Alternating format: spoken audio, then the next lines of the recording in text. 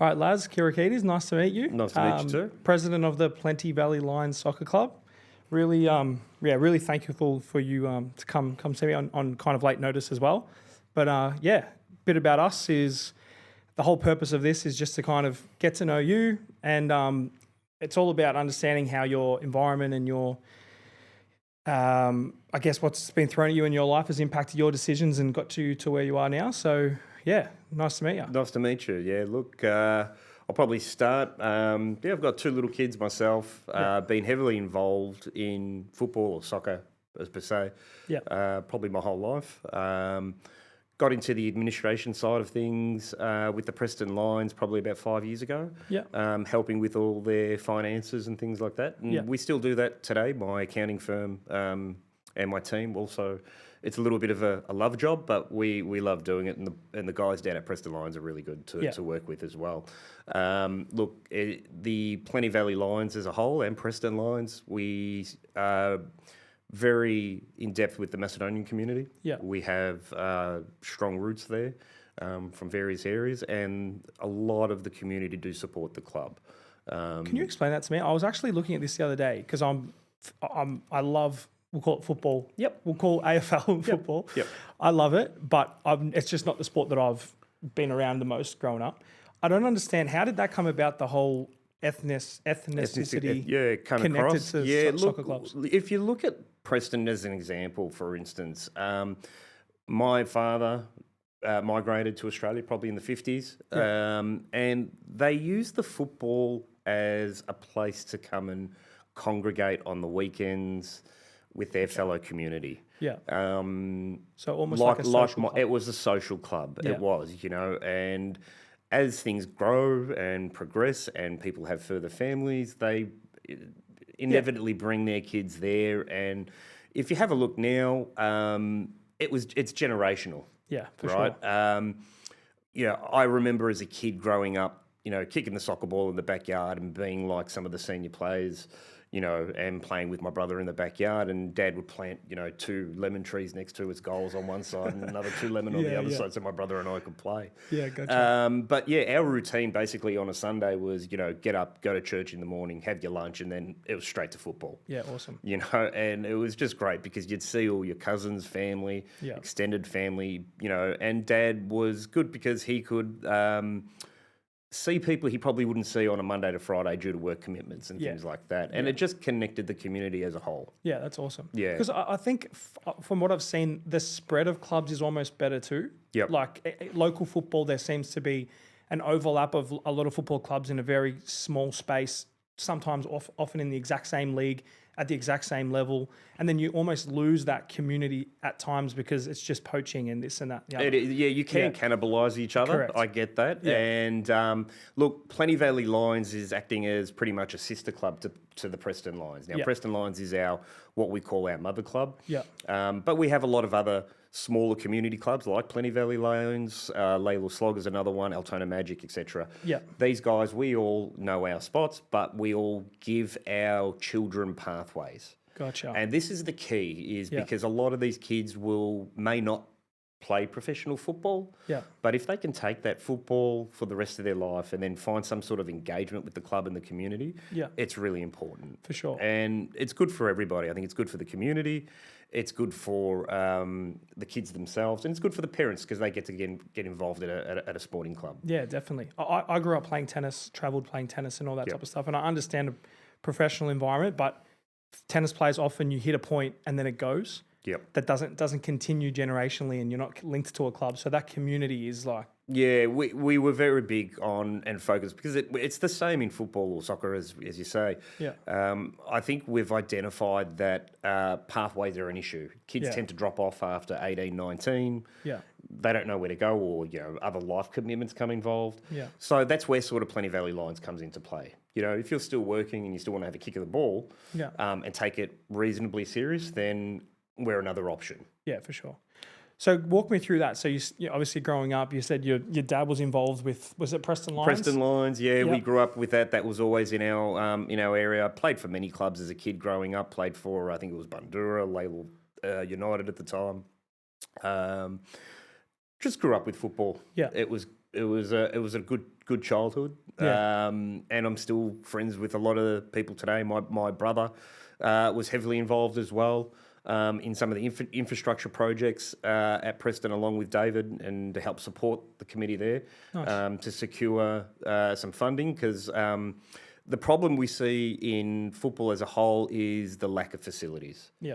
We have had a huge increase in participants at a junior level, at a female level, but we just don't have the facilities to support this. Right. And unfortunately, we see money diverted to other sports, perhaps, but we need to get smarter as a footballing group on how to approach that. Perfect timing with the World Cup as well. World Cup, yeah, certainly piggybacking, and we're seeing some uptick on that with our junior program coming up for next year. Straight off the bat, yeah. We've had quite a few inquiries about next season or what we're planning to do. Yeah. Unfortunately, Plenty Valley Lions, when I took over the club back in January this year or February this year. Yeah. And that was more of a directive because I was working quite closely with Preston at the time. They sort of reached out and said, look, is this something you'd be interested in doing? Yeah. Working on this project? And I said, that's fine. I took on the role with a couple of other committee members that I knew, who either family, friends and cousins, etc. Yeah. But funnily enough, where our club was originally formed was, yes, we identify as being Macedonian, but the city itself, where a lot of our community come from, was based in northern Greece. Yeah. And we promote that, and we promote all cultures as well. We have a whole Nepalese team, believe it or not. Oh, awesome. Which good. They come down, and they're always good value to have around at the club. It's about getting people to understand some of the nuances and hard working people that came from that area. We recently just had a demonstration to some of our players and explaining to them the area of this city where a lot of our older supporters from, because we've still got guys who are in their 80s, 70s still coming to the club. Yeah, that's awesome. And they just come and they just love being there. Yeah, just love being there. They just love it. And it's nice to have them around because we don't know how much longer we're going to have them around for. Yeah. So we really invest in our life members, etc. And what we try and explain is that we're a blue-collar club. Yeah. Yeah, we don't have the biggest budget compared to some other teams in our league. Yeah. We're very conservative with our budget compared to some other clubs that have much, much larger budgets. But I believe we punch above our weight.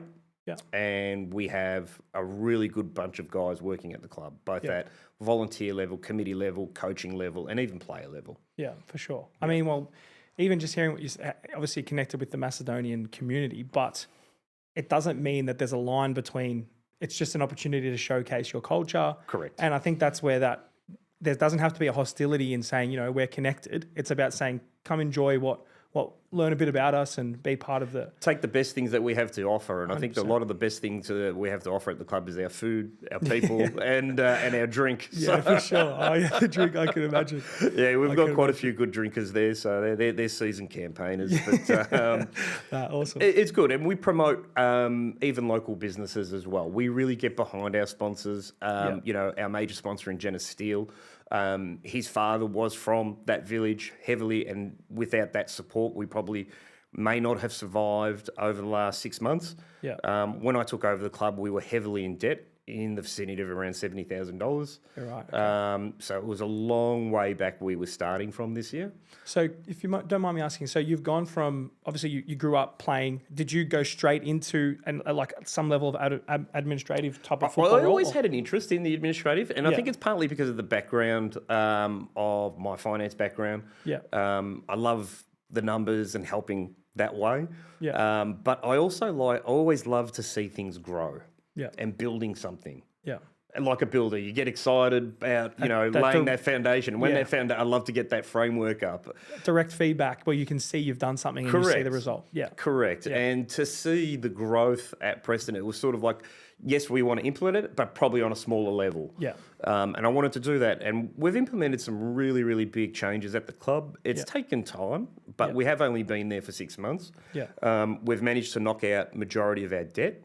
Awesome. Well which done. will then keep us in good stead for next season. So when you go into an administrative level and you're learning it, is it a learning phase? Like There is a learning phase. So I've never been a club president per se. Yeah. And it's an absolute crash course I had to learn within about a month. I think I was doing about 25 hours a week just on club. That's crazy. Trying to and work and out managing a business and manage the business and working like that, and that's where I thank a lot of my staff who gave me a bit of support. Yeah. Leo Maria and the other Maria I've got, they've been fantastic in supporting the club, and they get behind the club too, which is great. And it's when you've been involved in local clubs, sometimes as players we would take. I'm sure when you were at an age, you probably did too. You take the water boy or the people that help them with the boots or whoever it might be for granted. But it's an army. And you're only as good as the volunteers around you and all the people who are giving up their time. Yeah. And we've had that discussion internally with our players as well, is that, guys, if you're going to play, you've got to play for the shirt because there's people here who are giving up their time. Yeah, for sure. And that's the most valuable thing we've got as a commodity is time. Yeah, yeah. So if somebody's willing to give up, 8 hours of their weekend to come and hang around and put a smile on everyone's face, then I'm all for it. Yeah, for sure. So you've gone from that. So Preston Lions, you had a role for how long were you there for? Look, it's still continuing, but I've taken a bit more of a backward step there. Yeah. That went on for about 4 years, and we saw some huge change there. Yeah. And basically it went from not even having a reporting system to having reporting ticketing systems now, proper FPOS systems. Awesome. It has grown into a beast, and then putting software in place to help. Because when you're dealing with volunteers, not everyone's available at all the time, but automation's a really important part. Oh, right, like scheduling and automation. Correct. Awesome. And yeah, that's right, exactly. Scheduling volunteers, having lists, contact lists, and basically having a CRM, even for player registrations, because that part is the most tedious part. Yeah, that's fantastic. Yeah. And as in following up. And follow up for fee payments, things like. Well, when you've got, like, I think at Preston when they first started, they only had maybe 20 kids playing for them. Now I believe they've got somewhere in the vicinity of 400 kids. Wow. So awesome. Managing 400 children, it's like herding cats at times. Yeah, of course. So if there is software out there, in which we have, and we ended up teaming up with Magistry, and they're gone across the whole sort of soccer community now as the go-to guys for administration, because as volunteers, we're all doing it post-work. Yeah.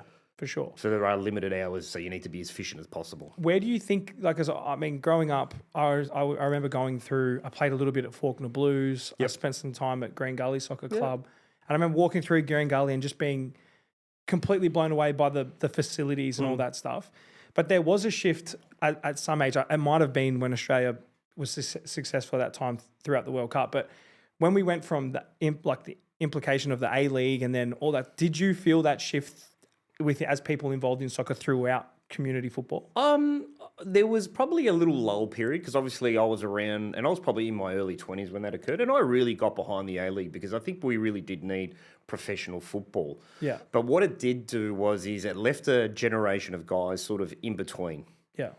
Professional football and sort of community that were probably good enough for the A-League, but there just weren't enough positions. Yeah, yeah. The talent pool in Australia is quite big, and you can see that even with the result of Preston on last night, beating an A-League team. Huge result. And then it goes viral. People like me, I'm watching videos all angles. Yeah, I've been taking phone calls all morning about it. Everybody's still on a high from it. So it's only good for the club. Yeah. But we as watching football grow, it's an amazing thing. But again, we need funding. Yeah, you do. We need councils, we need state government and federal government at all levels to get behind the sport. Yeah. Because the potential there is untapped. Yeah, I think so. I think you can see even just how football congregates people throughout the World Cup, and you just see with that, if they're drip fed throughout that month, good football. You see the stars on TV. All of a sudden, I started checking the scores more, and you get involved. And I think that it just needs to probably have a magnifying glass on it a little bit. 100%. And look, we as a club decided this year that social media was going to be a big thing for us. Yeah. So when we took over the club, we didn't have any juniors, unfortunately. We managed to put together, I think, one junior team together, an under-9s. We managed to salvage one. It was just we came in too late I was still trying to get my head around all the FFV rules, along with the committee members, George Valkos and George Petrov, and we were just trying to work out how are we going to work through all this mess. Yeah. We were having negotiations with local council because they were owed somewhere about 4.5 years worth of council fees, which equated to about $40,000. Oh, wow. And thankfully, we managed to negotiate our way out of it.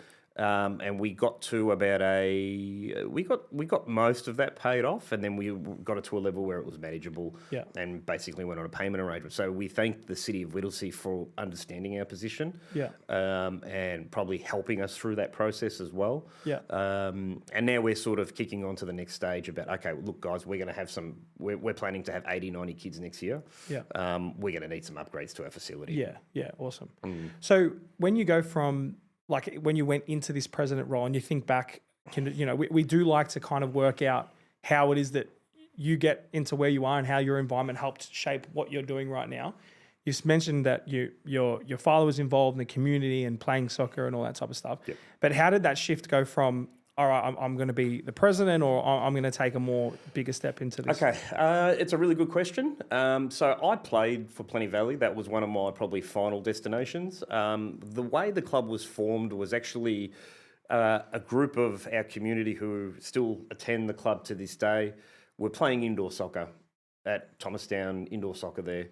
And I think we all got together and they decided, you know what, let's form a club for our community. I think about 6 months later, they ended up forming a club. Oh, no way. We were playing out of the back of Thomastown High. Wow. So we were asking Thomastown High to give us their sporting ground, their soccer goals. And I still remember this. And we were mowing the lawns with our own handheld lawnmowers back in then. This was back in 99. So that whole, it's been ingrained in you to just get stuck in community, roll your sleeves up. And it was really, and I think it's embedded in our culture as, mum and dad, all our mum and dads came from overseas, rolled up their fingers, got stuck into the community, whether it's Australian, Macedonian, whatever it was, people really just wanted to get behind a community. And I think once people can see growth, they get on board.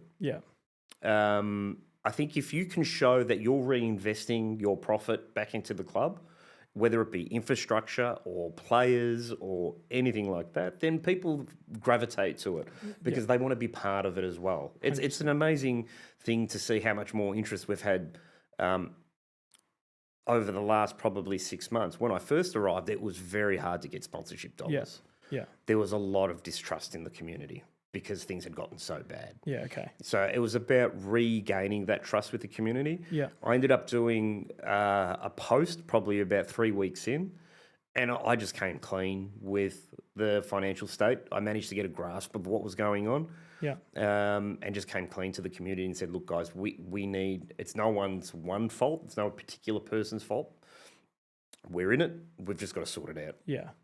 And it was a matter of calling on our community members to trust what we were doing, and we were very open with where everything was at. We were very transparent, and I think that helps to build back community trust again. 100%. And I can relate that back to what we do. I mean, as a builder, and our community might be our subcontractors and stuff like that.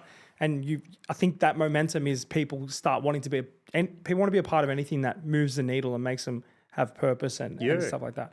And I felt even in my business, I could probably not invest as much time and money in marketing and advertising. We're a developer. We probably don't really need to. But it creates that sense of being a part of something for kind of everyone involved. And I think, like we were speaking about before we started, is like there's more to it. There's an element of just wanting to be a part of something and community and getting a sense of this might not be financially the best decision, or my time could probably be spent somewhere else, but it makes me feel good. It does. That's important. And that's important too. And we made the decision, even like you said, with social media, which I think we reached out to the guys at Lumic and we said, guys, we really want to focus on our social media presence. We want to be at the forefront of everyone's minds. So when they think football in the north, they're going to think Plenty Valley Lions. And we want them to see that we're a community club. We want them to see that it's a place where people can congregate, have a drink, have a bite to eat, and everyone's welcome.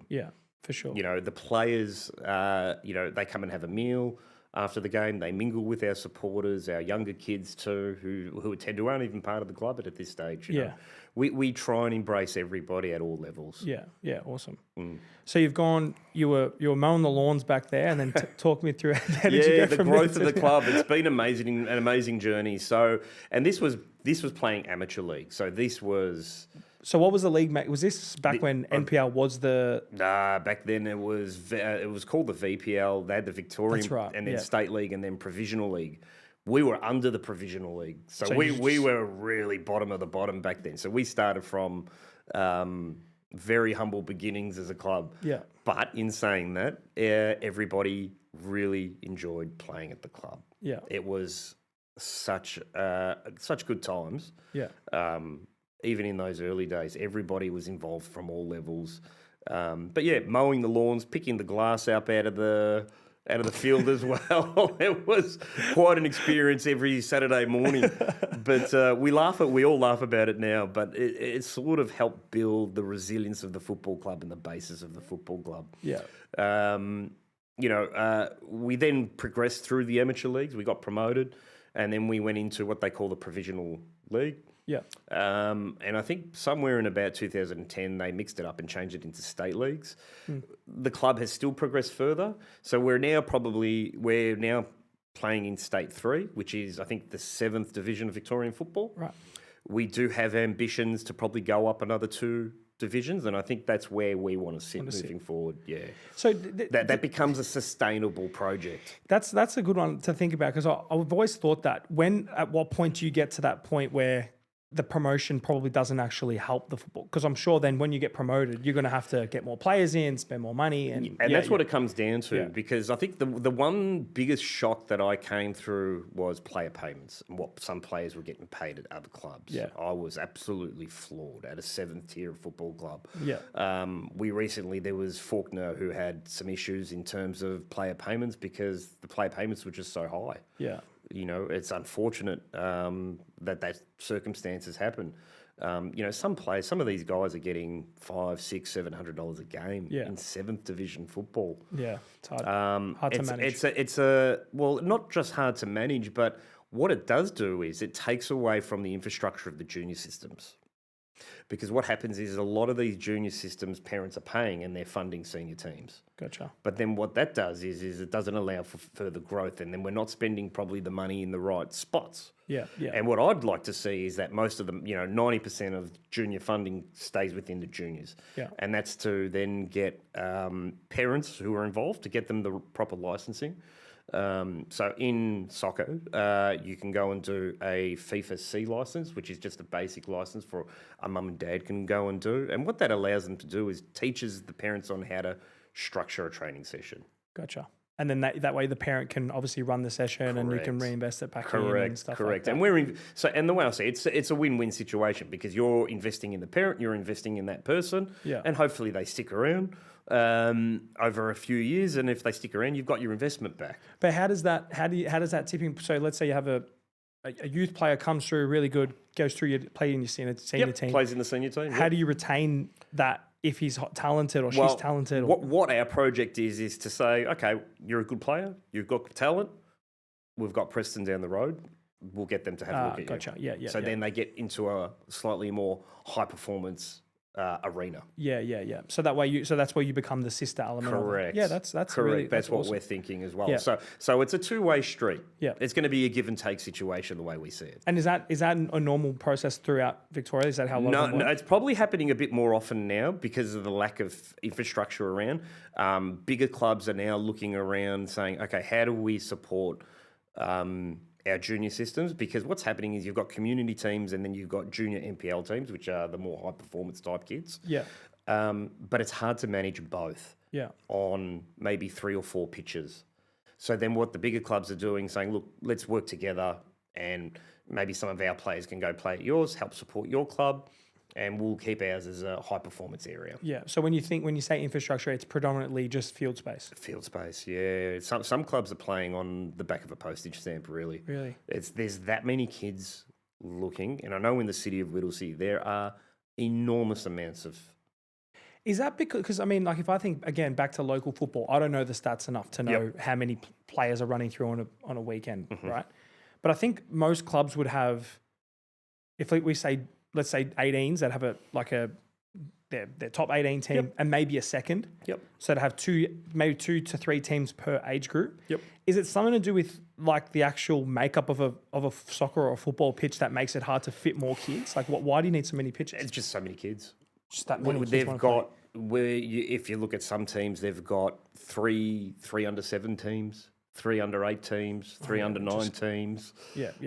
Where do you put them? And then the pitches get destroyed. And that is where the problem we're facing now, because then, like at the moment, we've had to be away from our ground for the last 2 weeks because we've just had so much rain. And it's just getting. We've got to let the pitch sort of cope a little bit. I saw that actually, Preston last night. The goal square, it's just box a mud pile. Yeah, you can go for a swim in there and then bring your snorkel. He nearly fell over when he was celebrating. I was like, yeah. Oh, look, we've had it at our club too, and we've been liaising with council on solutions and things like that.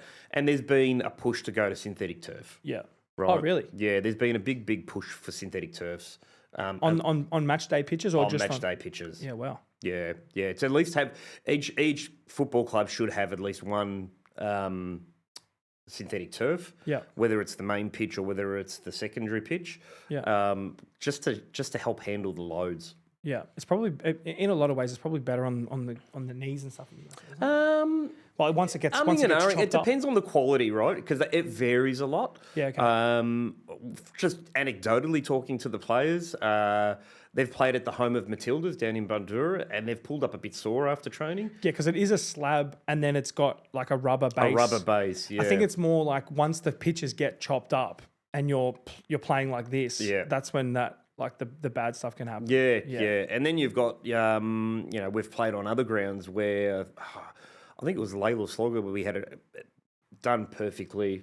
I think that's a mix. Right. Okay. Of grass and synthetic. Yeah. So it's a bit softer, so it's not as hard on the body. Yeah. But then there's the impact of actually building that infrastructure and what that does for that season and managing all of that as well. Yeah, so we're looking at, and we've had discussions with council, and you look, it's not an easy decision for council because you're looking at anywhere between $1 million to 1.5 million for a pitch. And then there's obviously the subsidiary stuff because you might do a fence, you might do some seating, you might update the club rooms. Correct. And we're just trying to even get our lights upgraded on our main pitch so then we can possibly play Friday nights. So when that happens, another local football club that people that I know from an AFL club, they've recently upgraded their rooms and it went through the council. Yep. And the rumor is it costs them nearly $2 million. Yeah, sounds about right. You're not getting a lot. No, you don't get much. Like, is that because it's a government it's not a private, like, are you not going to be able to get your own prices and quotes? Is that managed by the council? Managed by council, so they'll go out to tender. Gotcha. Preston recently, like I mentioned earlier, had their pavilion done, which my brother was heavily involved in. I think that was about a $2 million project. That's crazy. All we're talking about is a couple of change rooms, a place where everybody can get in the kitchen. So the building red tape extends far past the residential. Yeah, and it's just a shame. Look, it's just the cost of building too. You know from the industry itself. It's certainly shifted a lot. I know what we can build for $2 million as well, and you can get a lot. And I think there has to be question marks around this whole council government project system because at the end of the day, I understand that wages are going up and expenses are going up, but it costs. And in this instance, it's going to cost local grassroots football and it's going to impact kids. It does. And look, it's not without contribution from the local community. I think Preston itself was able to raise through various initiatives around $300,000 or $400,000. Yeah, it's awesome. Just from the community. Yeah. Throwing in $1,500 out of everyone's own pocket. When the budget, so if we think about that, put your accountant hat on for a second, where's the local council getting their money from? Well, rates payers. And then those same rates payers then going out of their post-tax income. And this is making contributions. And this is where you start to think let's get it right. Yeah, I agree. I couldn't agree more because I look, we, even at our football club as around there, the infrastructure is good, but not great. Yeah. We have problems with access, just simple concreting footpaths. Yeah, right. Where people have And because we do have an element of aging community, we want to make sure that it's safe for them to walk up to the pitch without, and we've seen a couple of tumbles, thankfully no injuries, but it's things we have raised with council, just basic little things like that about getting free access for everyone, whether you're an elderly person in a wheelchair or things like that, because we want to invite all types of people to our football club and give them all facilities that are access to all facilities available. So then if we think about like little things like that, is the council that you're involved in and like where the like even I'm sure the council's great, but the location of the actual pitch, does that impact? It certainly does, and I think it was a little bit of an afterthought. Our football club, the club change rooms were built, and then the small pavilion was an afterthought. And it was built for purposes other than a football club, but because we've grown and we're now using that, and in order for them to, I guess, regain some of their costs, we pay the full bill on it. Yeah. So if we go back, so you've been able to help the club financially, and having a financial background's helped you do that. Yep. But from like hearing you speak, I think there's what part of you do you think is helping you be somewhat successful in this presidency role? Is it the finance, or is it just your passion for? I think it's partially the finance side of things. That's one component, but it's understanding every stakeholder. Yeah. We need to understand, and it's the same, I guess, even with building house. You've got to understand each various stakeholder who's involved, whether it's the council, whether it's the purchaser, etc. It's no different from a football club. We look at the council, we look at our supporters, we look at our members, we look at where we can raise revenue, and we try and get input from everybody. I think the biggest thing that I've learned through this is to listen. Yeah. To let people talk to you and be open and transparent and have the ability to have a civil conversation about where the club's going, what could we be doing better. I have made mistakes, and I honestly say, look, and I've said openly to people in meetings, I'm not going to get everything right. Yeah. This is the first time I'm in this gig. Yeah. There are mistakes going to be made, but what I can promise you is that it will be better the next year. Yeah. And the mistakes aren't going to cost us, the club and the community as a whole. Because you've always got the best interest in Correct. And that is always my number one KPI. Is this in the best interest of the football club? Yeah, 100%. And if you're letting that navigate you, I don't think you can't really make mistakes, because there's still decisions come from the right position. Yeah, the biggest thing as well, I remind myself, this is a community asset. This is not mine. Yeah. I'm only here for a short period of time. Yeah. Yeah. Right? I'm the one holding the cup per se for now. Yeah. I'm in the hot seat. But I just want to leave my mark and leave the club in a better position, where that in 10 years' time that my kids can go there, have that connection with the football club that I did. Yeah. And I think obviously your connection, it's like you said, the paybacks come in your form today, and that's awesome. Just thinking about the community club is still obviously working, because there's that sense of... Oh, big time. My brother used to be vice president of the football club. Yeah. Unfortunately, he passed away 2 years ago. Oh, sorry, mate. Yeah, he had optical melanoma. And I just remember the discussions we had. He said, just don't let the club die. How long was he in that role for? He was in that role for a few years, probably about 3 years he was prior, back in early 2006, somewhere around there. So, and he was heavily involved in the club back then, and he was very successful in his own right. Very intelligent human being. Yeah, well, condolences, mate. Yeah, he was a civil engineer, traffic engineer, environmental engineer. He had every bloody degree under the sun. So he outsmarted me most of the time. And he ran a business called GTA Consultants, which were later sold to a Canadian group called Stantec. But he just loved the building game too. Yeah. He loved it. Yeah. Really loved the engineering side of things. But he also shared that passion. For the club. He shared the passion of community. Yeah. And it formed in the sense of correct. And football was just the vehicle. Yeah.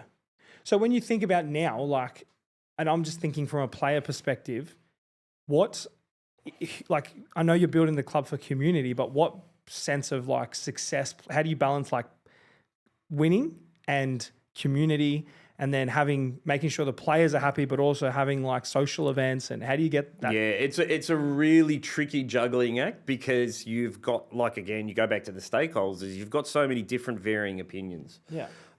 We've had a tough season, no doubt. As in win-loss? As in win-loss ratio. Yeah. And there's been pressure on the coaches and things like that. But as a committee, we've tried to keep the messaging clear that his job's safe. He doesn't need to worry about that, but the boys on the football pitch need to worry about performing. Yeah. We try and keep it as professional as possible.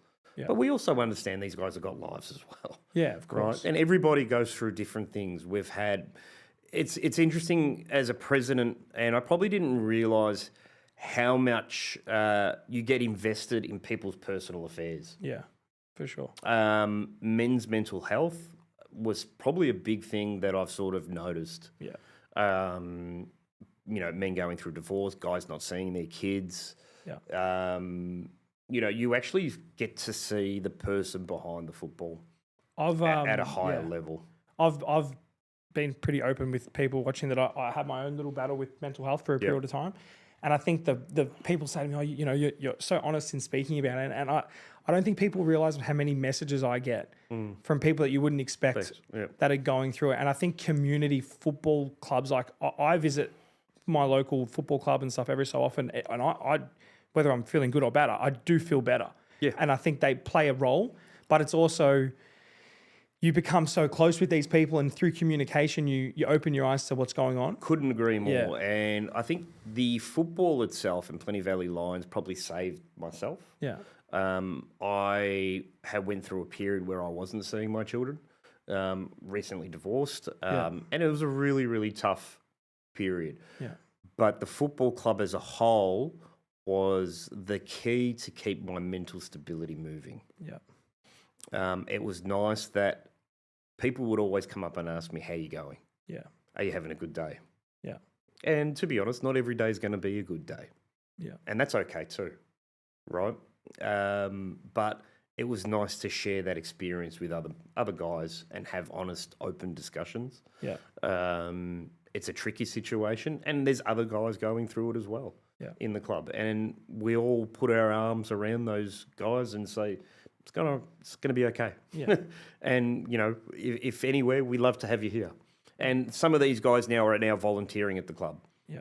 You give them a role. It gives people purpose, I suppose. 100. I couldn't agree more. That purpose thing is something that I think is almost underrated. It's that sense of just having something to work on, and what we were saying before, that instant feeling of I'm a carpenter, I build the wall, I see the wall built. And that's why a lot of tradies, I think, struggle to go from construction to office, like if they build a business, because you don't get that checklist at the end of the day. And, you might have been productive, but you don't physically see it. Feel it, yeah, I get it. I think in like football and local clubs and stuff, it is an escape in a way from real life. You can have those conversations with people where you don't get that 5 minutes at work to really ask how you are, and you can break that surface. I have to admit, so I turn up to the club I'm there probably 3 days a week during the week, and then all day Saturday. Yeah. I can't get people to leave at times. So 4 of 7. Yeah, pretty much. That's huge. Yeah, and people just love being there. People just love being there. On a Thursday night, we have a team dinner. So we get all the teams, but the female teams, the Metro team, the senior boys. Awesome. We all get together, the coaches, and the club puts on a spread. Nice. And we invite the public to come in as well, to come and join us and just get to know everybody. And we chuck the footy on. Thursday night footy's always handy. So we've got it on the big screen. And it is a really, really good environment, because what I'm seeing now is everyone is planning as a club, where are we going at the end of the season? Yeah. So you it almost becomes that superpower knowing that you're growing. Correct. And then sometimes do you find, like at Preston, obviously they're doing well on the pitch and they're at the top. I don't know what is Preston doing well in NPL? Yeah, they are. Even with a 6-point deduction, I think they're second on the ladder. So, why'd they get a 6-point deduction? They've had a core group of supporters that they've struggled to work with. Okay. Yeah. That's a very, very good way of putting it. Okay. Yeah. And they just haven't met expectations, unfortunately. Yeah. So and because of that, they've then penalised the club. And we've tried to, I think the club as a whole has tried to communicate and talk to these guys civilly and say, you're not hurting anyone else but the club. Yeah. And what it does do is and I think that's where soccer's downfall is that for those few idiots that do silly things, it penalises all the volunteers who give up their time. Yeah. I do see that, but I also do like, I love the idea of a little bit of hostility. I'm not saying that I agree. A little bit. I know that there's always the outlier. There's Yep. the people that make it look horrible. Yep. But I feel like the one thing that I do enjoy is I like that separation of my day-to-day and the sporting pitch. Yeah, I get it. It's Yeah. an outlet for a lot of guys. It's an outlet. And some I people get take it. it to another level. Yep. I know. And that's unfortunate. And I'm sure the players would be heartbroken by getting Points impacted. deduction. that hurts. No doubt. And I think they've taken it in stride and dealt with it very well because even we had our own point deduction. It wasn't for fan behaviour. It was more for an administrative error where we thought we registered a player but wasn't registered under the right number. So then we got deducted 3 points. Really? And that knocked the stuffing out of the players. They were gutted. Yeah, that hurts. So it was really hard situation. And hats off to the coach, Rob. He managed to get the group to refocus, regroup, and go again. Yeah. So if we go back to, let's say, Preston, they're doing well on the pitch. How do they manage because they're still a community club. How do they manage it when it really at that level pretty much becomes win-loss? Yeah, it's almost a full-time job for some of the guys there. Yeah. It is just a mammoth of a task. And you need a number of good people around you and people you can trust. And I think they're starting to get that balance right. Yeah, okay. Again, like we said, when you see something build, people want to get involved. Yeah. And they want to help in different capacities, whether it's, can I help out with the sponsorship? Yeah. Can I take that responsibility off you? Yeah. Can I be that person that, does the announcers? Yeah, fine. Can I be the mascot? It all helps. Yeah. It all helps. But there's also, once you get bigger, you've got to pay people as well. And then there's a whole realm of other things. Correct. I mean, Preston now's got its own general manager because they've just had to factor it in their budget because the beast is just so big. I'm blown away by soccer, football. I'm blown away by how I reckon the way it's done is, I think, incredible. I love the social aspect of connecting with communities. I think that's incredible. I love the fact that they've managed to do, is it the Australia Cup? Yeah, the Australia Cup. Yeah. Years ago, I watched Green Gully, I think Central Coast at Green Gully. That was one of the best things I've ever seen. It's fantastic. It's good for all clubs, good for the A-League, good for state league clubs, and good for the supporters because they get to connect at a real low, close level with the players. 100%. Because when you go to Amy Park and things like that, it's look, I love going there. But going to a suburban ground where you're standing up against the fence. And then you see those same players on the pitch playing against your team. Correct. That's awesome. Correct. And I'm sure the players can hear out all the abuse as well. So part of community football, part of community football to an extent.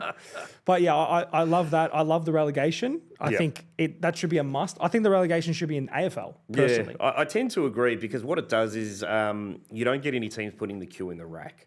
100%. So, for instance, and just to draw back to Plenty Valley Lions, we're in a relegation battle. So we're sitting third last, equal points with second last, bottom two go down. Now, It's bottom two. Bottom two, wow. Yeah. So we're really focusing in on the next 6 weeks. So you got 6 weeks left in the season. 6 weeks left in the games, and we play some of these lower teams. So we're hoping that with a little bit of luck, we'll be able to stay up. And do you have a finals thing, or is it just champion? No, it's just champions. So we played in the Australia Cup as well, but we were knocked out, I think, in the first or second round. Oh, so every league plays. Really? Yeah. That's every so single good. league. So there's something like 700 teams or something like that. Mate, that's the best thing ever. It's amazing. It blows my mind because AFL we can't even get a state league right, a state competition right. Vic versus New South Wales.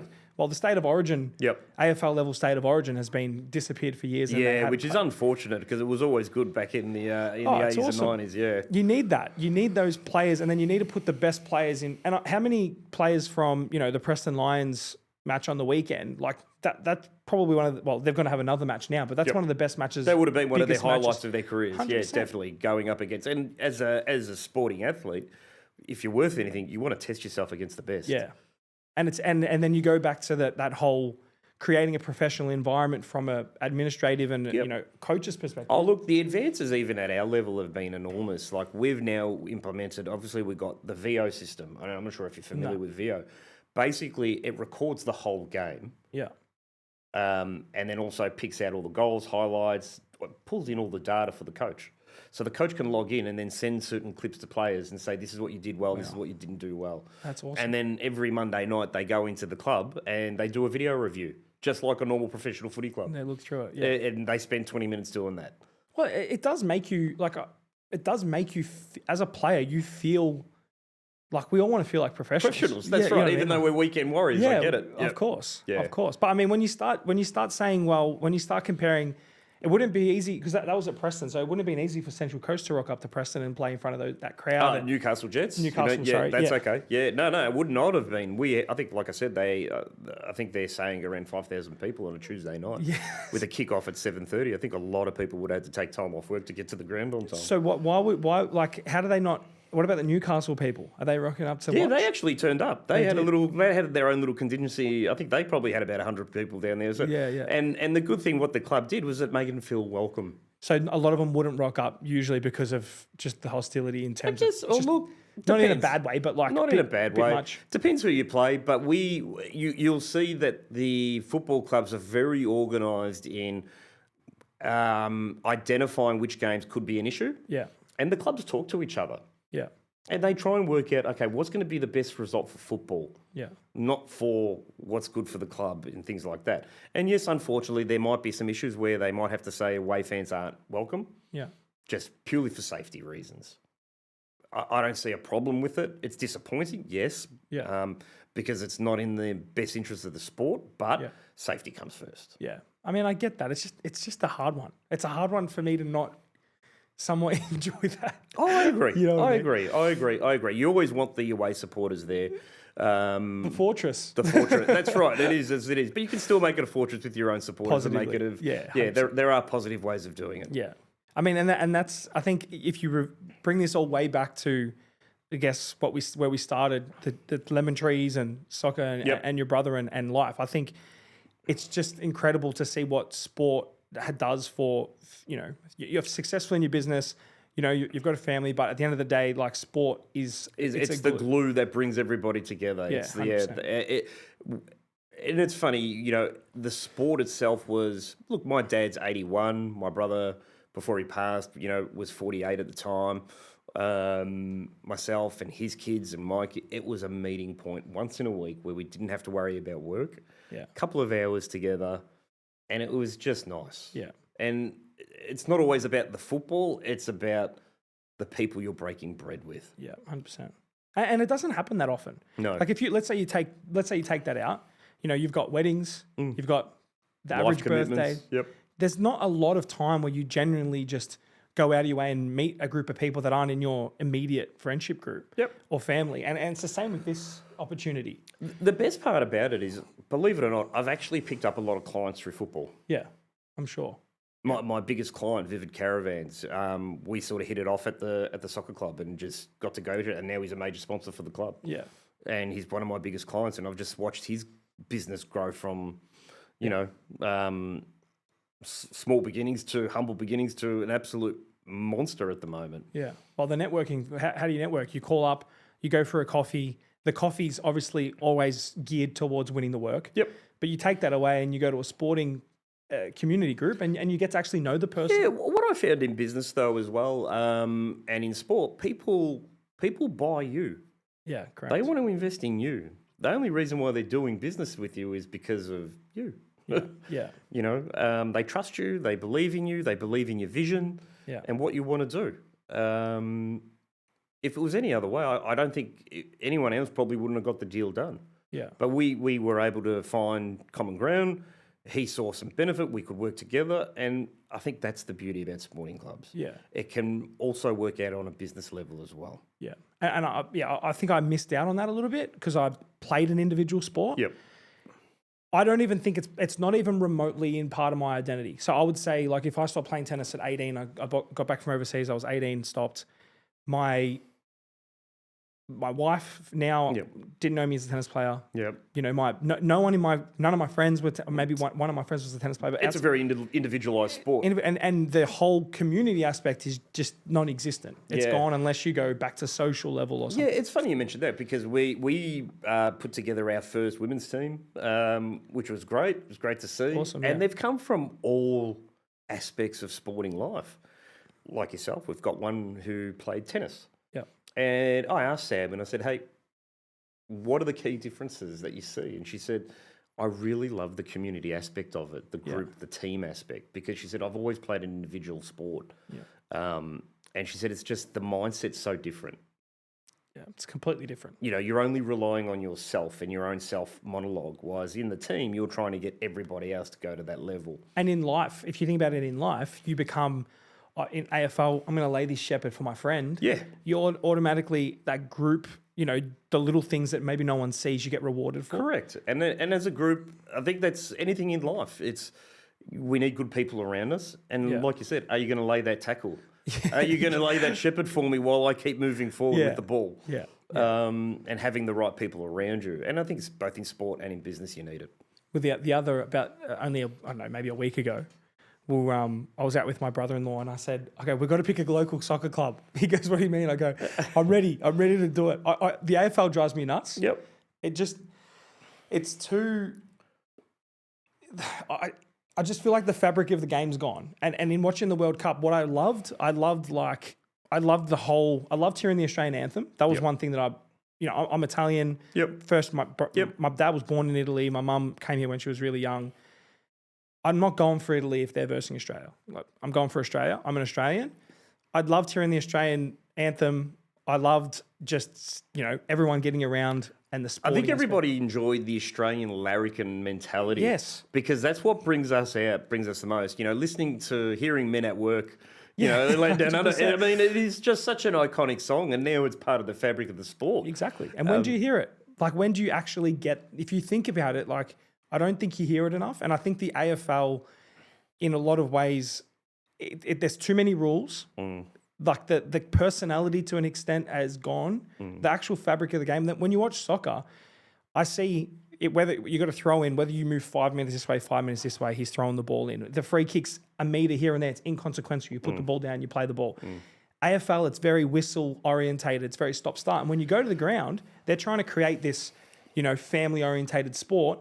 All you hear at the football games now is complaining, umpiring, yelling at the umpires. That's a free kick. We didn't get that one. We got that one. And that whinger type of mentality, it's off-putting. Yeah, the one thing I've noticed with AFL supporters, there's this idea that free kicks need to be even. Yeah, exactly.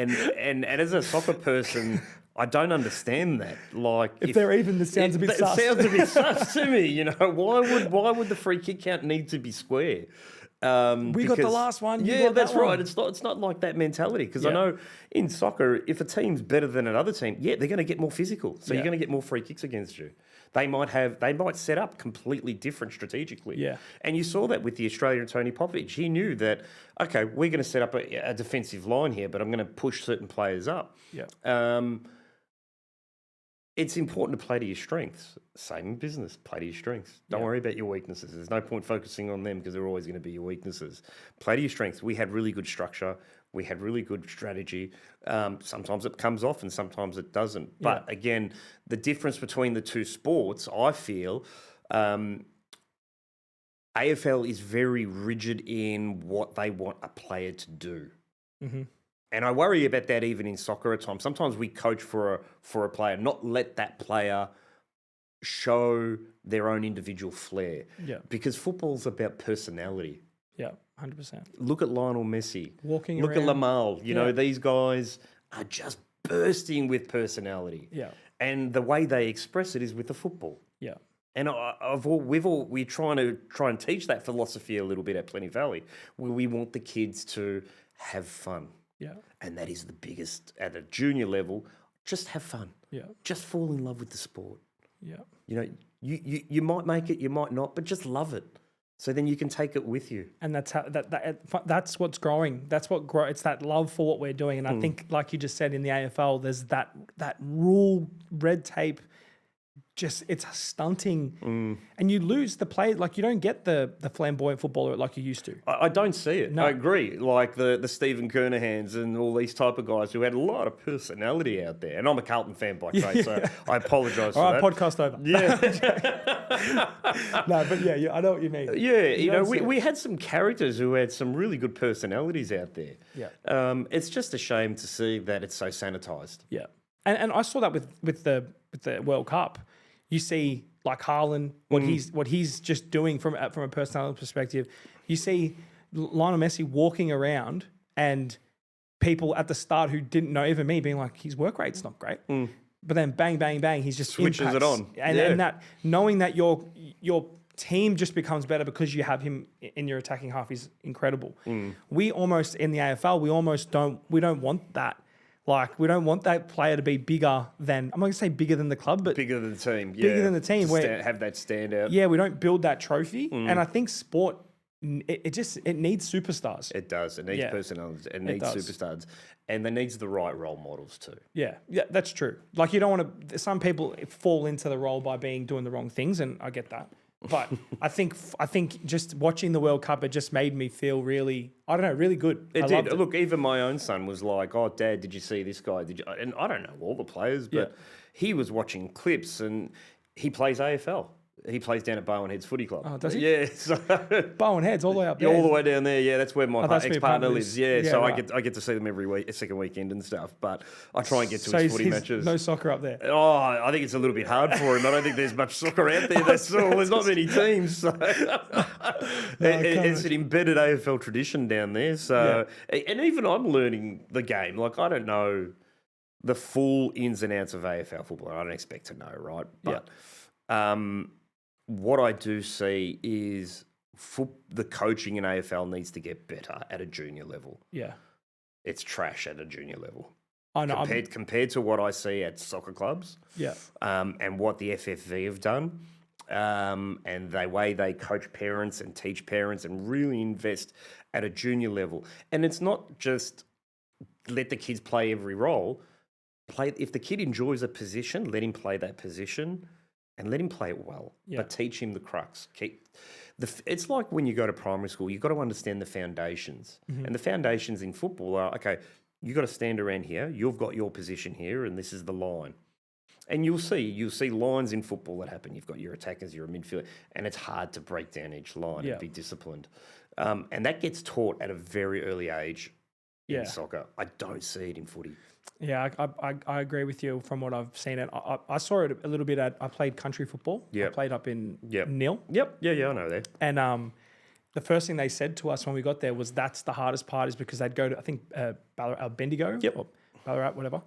And they would go to, they would leave for like to go to uni or whatever. So a lot of the good footballers wouldn't really hang around the town, or they'd go up, someone went to Mildura or someone here or whatever. Yep.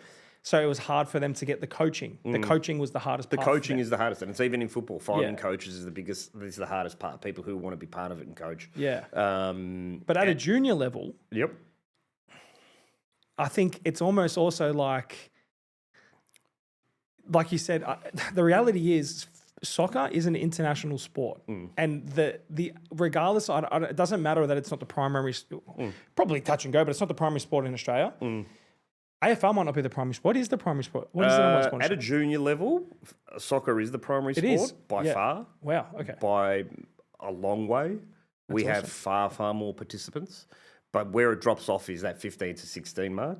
So once the parents can't really stop you from getting tackled and correct, right. That's where it tends to drop off. Yeah. But it's more about pathways. Kids, they grow up, they start doing trades. Life gets in the way. Different opportunities are on, and they might realise, hey, I just want to have a kick. I just want to play for fun with my mates. It calms down. And it calms down and things like that. But at a junior level, soccer is far ahead of any other sport in this country. That's impressive. I didn't realise that. That's awesome. By far. So let's say it might be why we have issues with facilities. And it's not just a Victorian thing. It's New South Wales, Queensland, Adelaide. It's all the same. Well, it's not hard to see that when you, like I said, when you watch football, soccer on television. It's so pure, simple, easy to understand. Anyone can adapt to it. Anyone can grab a ball, pick the lemon trees, and have a shot at goal. Yep. AFL is not like that. It's just not. And I think the coaching element is there's a lot of people that think they know the sport that don't know the sport. They just don't. And when you've got it's Johnny's dad, he'll join in and then. The interesting thing I've noticed about the sport was, and this is at my son's level, at under 8s or under 9s. There's this mentality of, especially when there's a pack of players, to just flood in and just get the ball and boot it. Yeah. And in soccer, I was always taught play in the small areas, pass to somebody close to you. So I've sort of been trying to mention to myself, maybe handball that ball to the person next to you instead of just trying to boot it. But I think it's such a messy sport. It is. Like, even at the highest level, sometimes it's hard to absorb. But you're trying, like, I think that's why they, instead of letting the education or letting the game improve, they put rules in. So the whole point of the rules and the 6-6-6 rule is to stop the congestion and stop the player at the back. So they're regulating rules to stop certain instances. Correct. So that the stand rule on the mark is to allow the player to play on and get the run-on effect. Right. And the tackles and stuff are to stop balls up and congestion. The ball going out of bounds, getting kicked in, is so that you have less throwing. Every year there seems to be new rules. I can't keep new up. rules. So you lose that. You lose that purity. So yeah, that's what I've really loved about the World Cup. But I think even on a national level, it was just awesome to see people involved with community. And I'd like reason why I'm grateful for you giving me your time and coming on, and I want to be more involved in this space. Is for me, mental health is a huge thing, and I think working towards something is often the underlying issue. If you don't have something that you're moving towards, if you don't keep your brain busy, I think men in general, we're susceptible to living in our heads a little bit. So everything that. And I tend to agree with that. The one thing I noticed was, I think as males, it's part of our DNA to build. Yeah. It's, just do something. Just do something, and you go back to that hunter and gatherer type mentality. Yeah. We were primal people. We were built for moving. Yeah. Go and get the food, produce for your family, and that mentality. And, males tend to feel if they're not doing that, they're not succeeding in life. Yeah. Which is not always the case because things have changed so much. Yeah. But yeah, look, again, on the mental health, it's really important guys reach out and talk about it. Yeah. And I encourage even all our players or anything like that to come and talk to myself. Again, I went through my own mental health problems. I probably almost lost it altogether. I think at one stage, going through a divorce and losing my brother at the same time. Yeah, it's enormous. That was brutal. I was grieving my marriage and grieving my brother at the same time, and really, really struggled to get out of bed some days. Yeah, it was a very, very tough period. But again, the sporting club gave me. It was my happy place. Yeah, and to see other smiling men at a club having a good time, it's infectious. Yeah, for sure. It is really infectious. No, that's awesome. And like I said, I'm really, really grateful to have you. Yeah, we look forward to getting you down at the soccer club. I'll be there Saturday. We'll see you there. We will see you there. If you, I'm doing, I'm going to be in Perth I'm doing a YouTube thing on Friday. Brilliant. But I'll definitely get down there and so what's on the menu? What's the go-to? We'll get you a nice kabapi roll. There we go. Yeah, it's like an open sausage with a bit of onions and cabbage and. Actually, Sood and Buddha did that. They did like the best kebab. Yeah, that's exactly right. They haven't come to us yet, so they're missing out. All right, I'll let come them know. down. We'll let you know, and we'll also get you down to a Preston game as well. No, for sure. But yeah, well done with what you're doing, and anyone involved in local sport and local community is we encourage everyone in our local community to come down and support the club. Everyone is welcome, and we hope to have our junior program in place, and we encourage all the kids to come down next season and try it for the club, as we won't be turning anybody away. No, awesome. Well done. Excellent. Thank you so much. Thank you. Legend. Cheers.